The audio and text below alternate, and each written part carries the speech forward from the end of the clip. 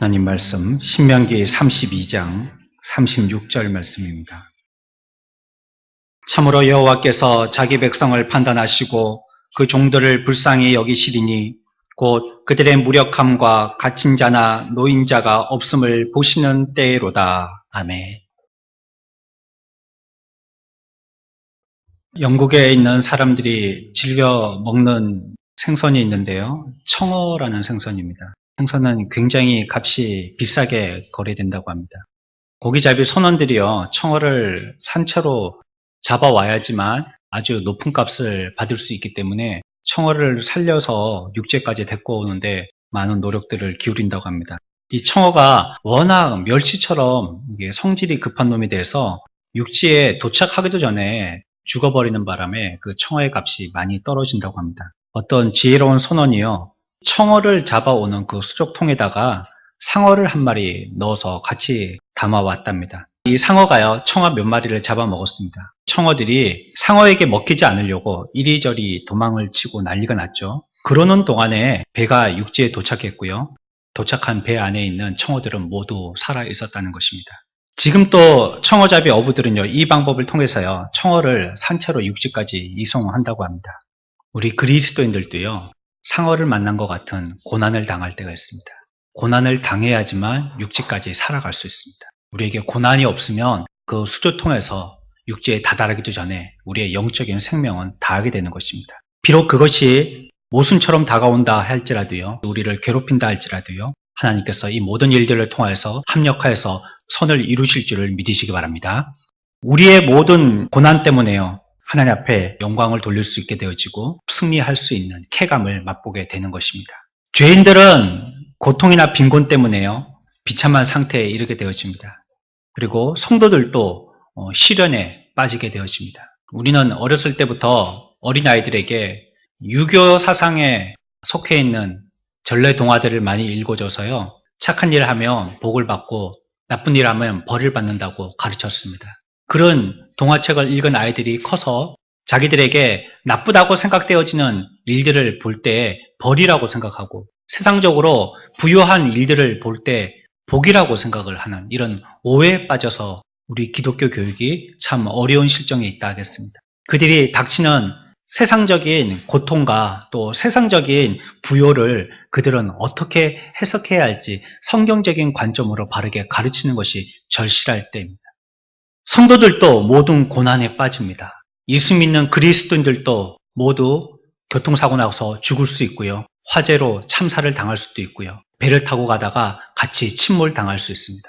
그 가운데 예수 믿는 사람들만 구조되지 않습니다. 그 사건을 우리들은 어떻게 바라보느냐에 문제가 있는 것입니다. 그러나 악한 자들은요, 영원히 나락으로 떨어집니다. 의로운 자들은 넘어지나 그 넘어짐이 7, 8번이라도 다시 일어서게 되는 것입니다. 세상의 성공자들은요, 교만하고요, 자기 자랑으로 가득 차 있습니다. 자기가 성공하고 자기를 더 자랑하고 싶어서 가난한 사람들을 발 아래 짓밟습니다. 그러면서 계속 성공을 하고요, 더 높은 곳으로 자꾸만 올라갑니다. 부유하고 유명할수록 하나님에게서 더욱더 멀어지는 교만에 빠지게 되는 것입니다. 마치 바로처럼 말이죠. 왕자리에 있어서 세상을 호령했던, 자기 마음대로 세상을 다스릴 수 있었던 자였지만 하나님 앞에서는 10번이나 징계를 받아도 깨우치지 못할 만큼 교만이 하늘에 치솟았습니다. 믿지 않는 자들의 성공은, 믿지 않는 자들의 부요와 승리는 그들에게 결코 복이 아닙니다. 그들이 실족할 때에 그 추락은요, 되돌이킬 수 없습니다. 완전히 산산조각이 나서요, 부서질 때까지 절벽 아래로 내려가게 되는 것입니다. 이제 심판대 앞에 서야 할 것을 깨달을 쯤 되면 그제서야 그들의 영이 떠나게 될 줄 알게 될지도 모릅니다. 그때는 자신의 지금까지 쌓아왔던 부와 지금까지 노력하였던 모든 명예가 아무것도 아니라는 것을 그제서야 죽음의 코앞에서 깨닫게 되는 것입니다. 지금은 비록 경건한 자들을 비웃을 때라도 그들은 그 마지막 때가 되어서 아마 하나님 앞에 울부짖게 될 것입니다. 우리 그리스도인들은 구주 없이 살아가는 가장 높은 사람과 우리의 자리를 결코 바꾸지 않을 것입니다.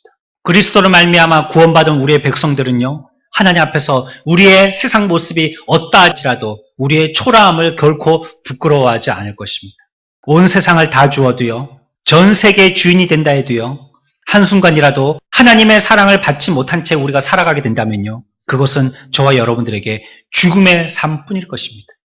오늘 우리가 이러한 생각을 가지고 이 말씀을 살펴볼 것입니다. 들을 세 분류의 사람들로 한번 나누어 보았습니다. 비참한 가운데 있는 우리 이 상황들을 어떤 자들이 들어야 할 것인지 말씀을 통해서 한번 생각해 보겠습니다. 이 말씀은요, 교회를 향한 말씀입니다. 세계 다른 여러 교회들보다도 이 시대에 우리가 발붙이고 있는 이 현대의 대한민국 교회에 대한 특별한 말씀이라고 생각되어집니다. 오늘의 말씀을 교회에 적용해 본다면요, 고통스러운 시련에 빠져있는 교회와 비참하고 쇠퇴하고 있는 교회에 엄하게 시험하고 계신다는 것을 우리들은 기억해야 됩니다. 비록 하나님의 교회이긴 하지만 이 교회에 하나님께서 여전히 우리들을 거룩하게 하시기 위해서 우리들의 잘못됨을 지적하시고 씻는 일들을, 그 작업들을 계속 하고 계신 것이에요. 박해의 시대는 중세시대에 끝난 것이 아닙니다. 박해는 지금 또 계속되고 있고요. 잔인한 적들의 공격은 교회에 계속 집중되고 있습니다. 그래서 교회는요, 성장하지 못하고 침체되어 있습니다. 여전히 우리의 소망은요, 살아계신 하나님의 약속 안에 있음을 믿어야 할 것입니다. 이 땅에 보이는 현상에 만족할 것이 아니라 참 의지해야 할 것은 주의 살아계시고 역사하시는 진리의 변함없으신 말씀이 우리가 의지해야 할 부분인 것입니다. 교회의 외부적인 박해보다도 더 고통스러운 것이 있습니다. 교회 자체의 죄악으로서 성도가 줄어든다는 것입니다. 교회 안에 그리스도의 사랑은 존재하지 않기가 벌써 예전이고요. 서로 미워하고 질투하고 당을 직과해서 교회는 분열되고 있습니다. 교파들이 또 나누어지고요. 나눠졌던 교파들이 또 어떤 자기들의 이익을 위해서 함께 합해지는 이런 세상문도 못한 모습들을 자꾸 보이고 있습니다. 이제 교회가 세상을 능히 판단해야 한다라고 성경은 얘기하지만 우리는 스스로 판단할 능력을 다 놓쳐버리고 세상에다가 교회를 판단해달라고 법정에 머리를 숙이고 있는 그런 현실입니다. 교회 강단에서도 마찬가지입니다. 예수의 보혈이나 하나님이 뜻하신 오늘날 성도들이 들어야 할 진실된 말씀을 전하려고 하지는 않고요. 구원의 은혜는 생각해 보려고 하지 않고요. 우리가 어떻게 이 세상에서 더 잘 살 것인지, 건강할 것인지, 우리의 자녀들이 성공할 것인지, 학교에 합격할 것인지, 이런 것들로 말씀을 전하여서 우리의 영혼은 황폐화되어 있다라고 말해도 과언이 아닐 것입니다. 영혼의 양식을 먹이지 않고요. 출세, 성공, 부자 되는 개인과 그 교회의 프로젝트를 경영해서요. 교회들이 얼마나 나약해지는지 모릅니다. 그런 말을 해야지만 교인들이 모이기 때문이죠. 그런 말을 해야지만 교인들이 들으려고 하기 때문이고요. 그런 말을 들으려고 설교단에 요청을 하기도 합니다.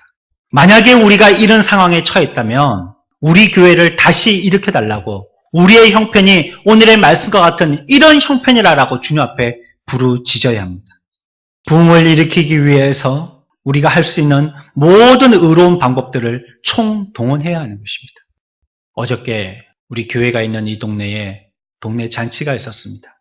한들 초등학교 옆에네 가수 노래 부르는 거 듣고 경품 추천하는 거 받아가고 저렇게 흥겨워들 하는데 어떻게 참 생명을 전하는 교회에 있는 사람들이 이와 같이 모이기를 힘들어하는가. 같은 지역에 있는 목사로서 매우 안타까웠습니다. 우리가 믿음으로 기도한다면 하나님께서 다시 그 얼굴을 올리실 것입니다. 위기 가운데에 비참한 가운데 있다 할지라도 긍휼의 하나님은 결코 버리지 아니하실 것입니다. 우리의 상황이 이와 같이 몹쓸 지경에 있어서 우리조차도 우리가 회생할 수 있는가를 의심한다 할지라도 주님은 우리에 대한 소망을 결코 놓지 않으셨습니다. 이러한 소망이 이루어질 때까지요, 우리들은 반드시 그렇게 되리라고 믿고요, 강한 의지와 진실된 고민과 영혼의 수고가 우리들에게 반드시 필요한 것입니다. 우리 교회가 연약함에 빠져있다고 절망하기보다는 더욱 힘을 내야 됩니다. 이 시대에 이제 전도가 안 되나 보다 하고 전도를 포기하기보다는 어떻게 하면 하나님을 기쁘시게 할 것인지에 대해서 더욱더 연구해 보아야 합니다. 우리가 더 이상 낮아질 수 없을 정도로 침체될 때 그제서야 주님께서는 위로 주신다라고 말씀합니다. 독일 남부도시 콘스탄트에서 화형식이 열렸습니다. 화형식의 주인공은 종교개혁을 부르짖던 얀 후스라는 사람입니다. 체코의 저명한 신학자이고요. 카톨릭 사제였고요. 프라하 대학의 신학교 교수였고 총장이었던 명명가였습니다. 후스는 면죄부를 파는 교황을 가룟 유다와 같다라고 얘기했습니다. 당시의 카톨릭은 모든 미사가 라틴어로 시행되었습니다. 여기에 후스는 반기를 들었어요. 그리고 교회 밖에 나가서도 설교를 했고 라틴어 대신에 모국어인 체코어로 설교를 했습니다. 자신들의 모국어로 가슴에 날아와서 꽂히는 이 성경의 메시지의 사람들은요, 환호하였습니다. 그리고 이 후스는요, 체코어로 성경을 번역하기까지 했습니다. 가톨릭 교회는 마태복음 16장 베드로라는 사람 위에 교회가 세워진다라고 해석했습니다. 지금도 그렇고요. 그래서 대를 잇는 교황을 교회의 권위로 생각했습니다. 야누스는 거기에 대해서 같이 동조하지 않았습니다. 그 반석은 베드로라는 사람이 아니라 예수 그리스도라고 믿은 것입니다. 그래서 교황주의 교회 체제가 위협이 받게 된 것이에요. 이 얀 후스의 이론에 의해서 말이죠. 결국 얀 후스를 화형에 처하게 된 것입니다. 후스는 1415년 7월 16일 토요일 아침에 사형장으로 끌려 나옵니다. 입장을 번복하면 목숨을 구할 수 있을 거라고 제안하지만요, 후스는 단호하게 거절합니다. 후스의 머리카락은 많은 사람들 앞에서 동서남북 네 방향으로 우스꽝스럽게 깎였고요. 머리에는 웃음거리, 꽃갈이 씌워졌습니다. 후스는 나무 기둥에 묶였고요. 주위에는 집과 장작들이 쌓이기 시작했습니다. 그리고 마지막 한마디를 하였습니다. 너희는 지금 거위 한 마리를 불태워 죽인다. 그러나 100년 후에는 태울 수도 없고 삶을 수도 없는 백조가 나타날 것이다. 얀 후스의 후스라는 이름은요, 체코어로 거위라는 뜻입니다. 후스가 예견한 이 백조는 누구일까요?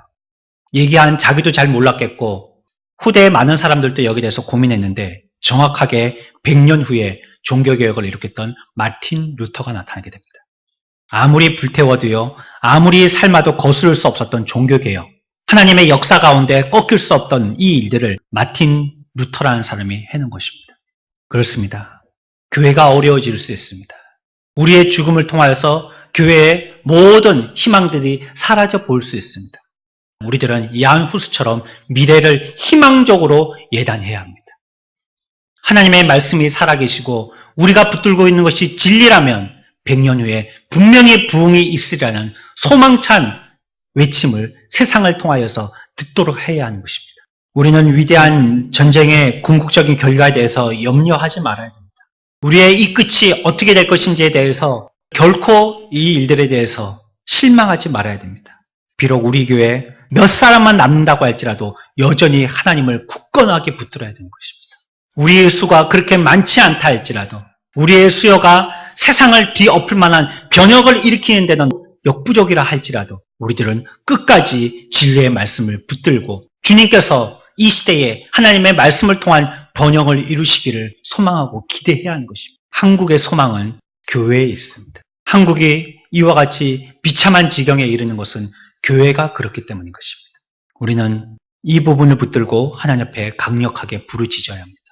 두 번째 이 말씀을 들어야 할 사람들이 있습니다. 다시 한번 36절을 읽고 두 번째 어떤 사람들이 들어야 될지 생각해 보겠습니다.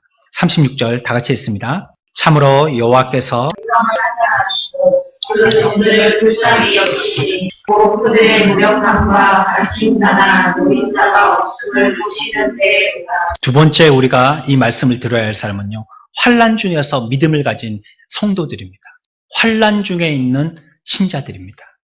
하나님은 하나님의 섭리의 질서대로요, 자기 백성을 우리 스스로는 무력하다라고 느끼는 형편의 인도에 가기도 하심을 믿어야 합니다.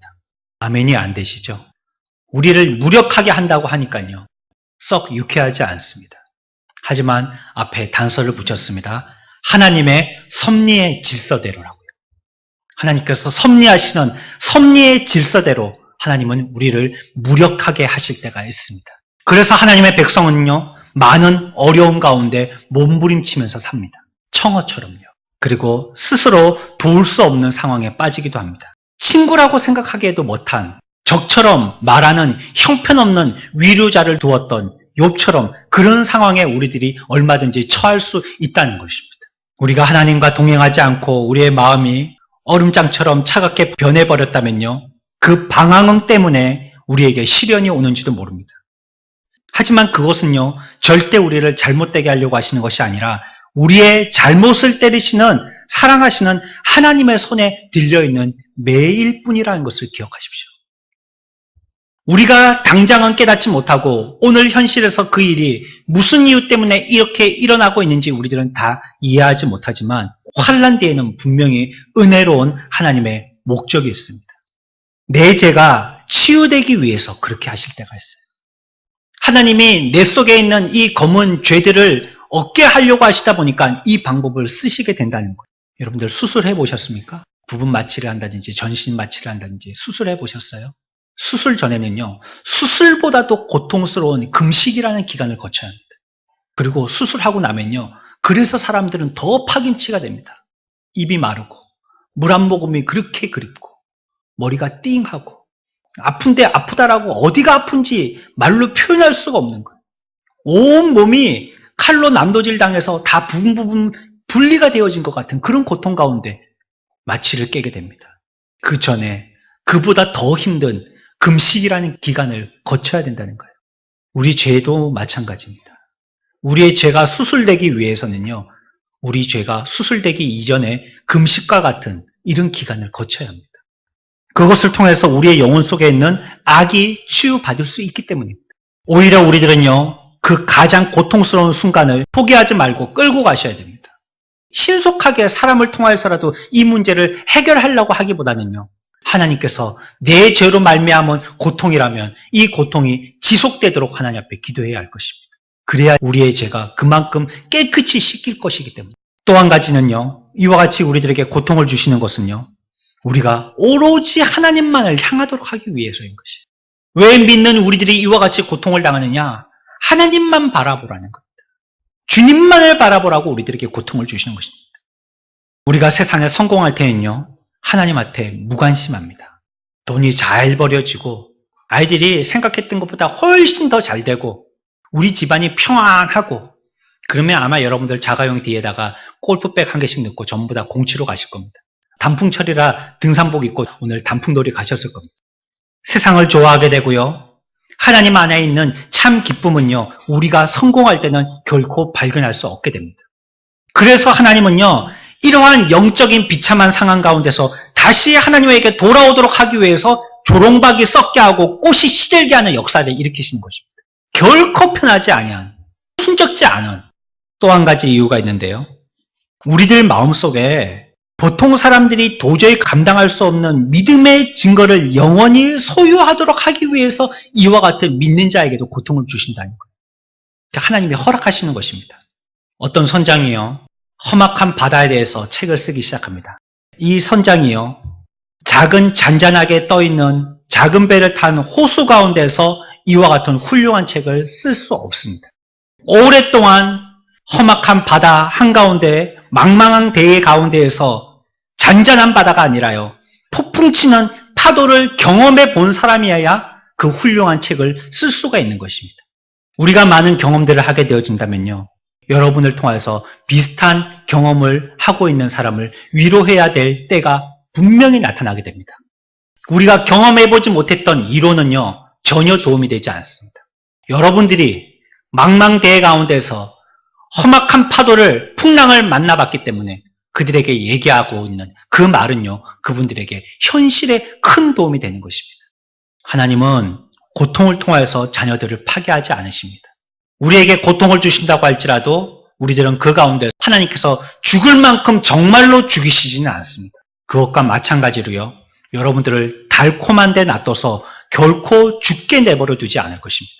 오히려 여러분들을 달콤하고 평안해서 그 평안한 가운데서 살살 죽어나가도록 하나님은 가만히 내버려두시지 않을 거예요. 하나님께서 우리들에게 무엇인가 우리의 영적인 체력을 회복해야 될 약이 필요하다면요, 분명히 우리들에게 그것을 주실 것입니다. 입에 쓰지만 정확한 만병통치약처럼 약을 우리들에게 처방하여 주실 것입니다. 그래서 우리가 시련 가운데 있더라도요, 실망하지 말아야 됩니다. 시련 가운데 있다 할지라도요, 절망하지 말아야 됩니다. 예레미야가 3장 31절에 이는 주께서 영원하도록 버리지 아니하실 것임이며 그가 비록 근심하게 하시나 그의 풍부한 인자함에 따라 긍휼히 여기실 것임이라 라고 말씀하십니다. 이사야 43장 2절에 내가 물 가운데로 지날 때 내가 너와 함께 할 것이라 강을 건널 때에 물이 너를 침몰하지 못할 것이며 내가 불 가운데 지날 때에 타지도 아니할 것이요 불꽃이 너를 사르지도 못하리니 라고 말씀하십니다. 아멘. 믿는 자가 고난을 당한다 할지라도요, 그 가운데 우리들은 죽지 않습니다. 잘못되지 않습니다. 오늘 말씀하십니다. 그 종들을 불쌍히 여기시리라. 무력한 가운데 노인자라 할지라도 그들을 바라보시는 때가 있으리라 라고 말씀하십니다. 하나님의 이와 같은 역사의 손길이 있으실 줄 믿기 바랍니다. 세 번째 들어야 할 자들이 있습니다. 죄에 대해서 깨닫지 못한 자들입니다. 먼저 교회가 들어야 하고요. 믿고 있지만 고난 가운데 있는 자들이 들어야 되고요. 세 번째는 구원받지 못한, 아직 하나님의 백성이 되지 못한 자들이 이 말씀을 들어야 합니다. 구원을 원하지만 죄의식 때문에 두려워하는 사람들이 있습니다. 그리스도인 되는 것을 만만하게 보고요, 가장 세상에서 쉬운 일이라고 생각했던 사람들이 있습니다. 교회 가는 건 내가 시간이 있으면, 내가 여건만 되면 언제든지 갈 수 있다라고 생각하는 사람들이 있었어요.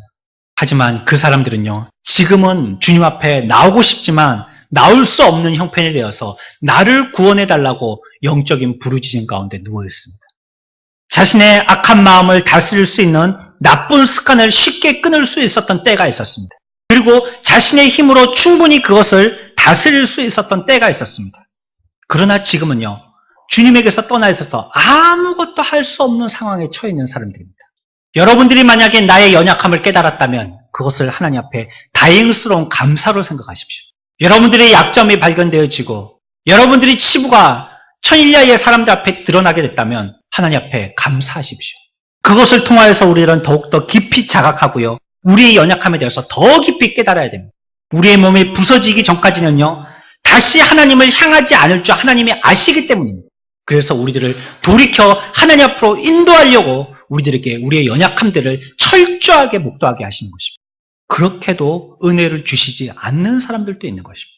만약에 그 자들이 교회에 잘 나갔던 때가 있었다면 그때 아마 하나님의 집에서 위선을 떨면서 교회에 앉아 있었을 것입니다. 진실되게 하나님을 믿으려고 하는 것이 아니고요, 하나님의 교회에서 자기가 견장 노릇을 해보려고 했던 거죠. 이 교회를 통해서 무엇인가 인정받으려고 했던 것입니다. 사람들에게요. 내가 여기에서 사람들의 권위를 내가 굴복시키는 그 위에 왕이 되고 싶었던 것이, 내가 이곳을 통하여서 무엇인가 내가 요청하는 것을 하나님께로부터 부여받으려고 했던 나름대로의 다른 목적이 있었던 것입니다. 우리가 한계를 느끼게 될 때 그것은 하나님의 기회입니다. 하나님은요, 우리들을 한계에 몰아놓으시고요, 비로소 일을 하기 시작하십니다. 우리에게 깨끗해져서 완전히 아무것도 남아있지 않을 때, 그때 은혜의 모든 언약이 우리의 것이 되는 것입니다. 지난주에도 말씀드렸죠. 우리의 마음의 그릇에 무엇인가 남아있어서 더 이상 들어갈 수 없게 되어진다면 하나님의 귀한 말씀은 그 그릇에 한 방울도 들어갈 수 없습니다. 우리의 죄를 뼈저하게 자각하고요, 아무리 우리 스스로 노력해도 구원을 이루어 보려고 할지라도 그런 소망이 완전히 실패되고요, 철저하게 나는 정죄받았다라고 느낄 때 비로소 예수 그리스도가 우리의 구주가 되시는 거예요. 언제 주님께 오게 되느냐? 하나님 앞에 어떤 환경 가운데 있는 사람이 오게 되느냐? 성공한 사람들 잘 오지 않습니다. 어떤 자들이 오느냐? 인생의 실패자들이 옵니다. 자기의 힘으로는 도저히 할 수 없다라고 생각할 때, 그때 진짜 하나님 앞에 오게 되는 것입니다. 하나님 앞에 예배하고자 와 있습니다. 하지만 이 가운데서도 하나님 앞에 오지 않은 자들이 있는 거예요. 철저하게 자기의 연약함을 고백하지 않은 자는 하나님 앞에 나아가지 않습니다. 그저 몸으로만 앉아있을 뿐, 자기의 힘으로 할 수 있다라고 생각하는 사람은 나와 있지만 하나님 앞에 나아가지 않습니다. 주님은요, 이 땅에 누구를 찾으러 오셨다고요? 의인을 부르러 오셨다라고 말씀하지 않습니다. 주님이 찾으시는 사람, 주님을 만날 수 있는 사람, 주님과 대면하고 주님과 직면할 수 있는 사람은 바로 누구라고요? 죄인이라고 얘기합니다. 그래서 우리가 우리 스스로를 죄인이라고 깨닫지 않으면요, 아무리 주님의 전에 나와 있어도 하나님을 만날 수 없습니다. 나 스스로가 연약하고 부족하고 나는 철저하게 무능해져서 우리로는 하나님 앞에 정죄받는다라고 내가 깨우쳐서 하나님 앞에 회개하지 않는 이상 우리 중에 어떤 자도 자기 스스로 의인되었다라고 생각하는 사람은 하나님을 만날 수 없는 것입니다. 그러므로 우리들은 주님을 나의 구주로 받아들여야 됩니다. 그분의 손을 잡고요, 그분을 내 마음에 지금 영접해야 됩니다. 주님, 내 마음에 오십시오. 내가 지금까지 의인인 줄 알았습니다. 지금까지 내 잘난 맛을 살았고 내가 잘하면 신앙생활도 잘할 줄 알았습니다. 내 죄는 들추어서 하나님 앞에 나타내려고 제물 삼지 않고 오로지 나의 의만을 하나님 앞에 멋진 제물이라고 드렸던 때가 있었습니다. 그러나 그 제사에는 하나님을 한 번도 대면하지 못했습니다. 이 시간에 내 마음의 문을 열고 내가 죄인임을 고백하오니 하나님께서 나와 함께하여 주시고 이 시간에 우리의 제사를 통해서 하나님을 만나게 해달라고 하나님 앞에 영접해야 됩니다. 예수 그리스도는 우리의 공허함에 하나님의 충만함이 되시고 우리의 불의함의 의가 되시고 우리의 죽음의 생명이 되시고요, 우리의 정죄함의 구원이 되시고요, 우리의 가난함에, 우리의 비참함에, 우리의 죄에 모든 것이 되신다라고 약속하셨습니다. 하나님의 긍휼이 아니고는요, 하나님의 자비가 아니고서는요, 소망이 없습니다. 우리들에게는 희망이 없습니다. 만약에 내가 세상에서 가장 구원받기 어려운 사람이라고 생각하고요, 나는 무엇인가 하나님 앞에 요구할 권리가 없는 사람이라고 생각하고요, 정죄받을 권리만 있을 뿐이라고 생각하고 있다면요, 하나님의 은혜의 복음을 특별히 받을 수 있는 사람입니다. 로마서 5장 6절에 우리가 아직 연약할 때에 기약대로 그리스도께서 경건하지 않은 자를 위하여 죽으셨도다. 의인을 위하여 죽는 자가 쉽지 않고 선인을 위하여 용감히 죽는 자가 혹 있거니와 우리가 아직 죄인 되었을 때에 그리스도께서 우리를 위하여 죽으심으로 하나님께서 우리에 대한 자기의 사랑을 확증하셨느니라. 아멘. 이 땅에 주님이 찾으시고 부르시는 자는 경건치 않은 자들과 죄 가운데 있는 죄인들입니다. 여러분들이 죄를 고백하십시오. 그리고 주님 앞에 나오십시오. 그리스도는 우리의 의를 위해서가 아니라요, 우리의 죄를 위하여서 자신을 주셨습니다. 마가복음 2장 17절에 건강한 자에게는 의사가 쓸데없고 병든 자에게라야 쓸데있느니라. 나는 의인을 부르러 온 것이 아니요 죄인을 부르러 왔노라 하시니라. 아멘. 우리들은 죄인입니다. 하나님 앞에서 우리들은 모두 다 죄인입니다. 나의 죄를 고백하지 않으면 하나님을 결코 만날 수 없습니다. 자신을 신뢰하지 못하는 여러분, 그리스도를 신뢰하십시오. 구주의 발 앞에 산산이 부서지도록 자신을 내어 던지십시오. 그러면 하나님께서 우리에게 다시 한번 얼굴을 돌리시고 긍휼을 베풀어 주실 것입니다. 나를 위해서 죽으신, 우리의 마음 가운데 회의와 의심 가운데 예수님과 눈이 마주쳤던, 다굴 때 마주친 베드로의 눈빛과 같이 마시고 나를 위한 주님에 대하여서 믿음의 눈으로 주님을 바라보십시오. 우리의 삶 가운데 아무리 많은 시험이 있다 할지라도 너희들은 그 시험에서 건져내고 나는 너의 모든 죄들을 사했다라는 주님의 분명한 말씀을 우리에게 주실 것입니다. 오늘 우리가 보았던 이 말씀 우리가 다시 한번 읽고요, 이 시대의 교회와 또 믿는 자들과 믿지 않는 자들이 어떻게 들어야 할 말씀인지 다시 한번 우리가 정리해보는 시간을 갖겠습니다.